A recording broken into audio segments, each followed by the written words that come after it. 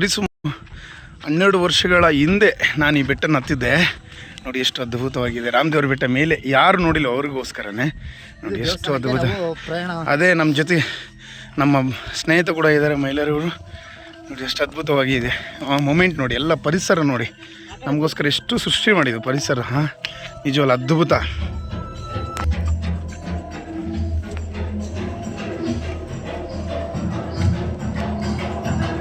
Light ಹಾಕಪ್ಪ.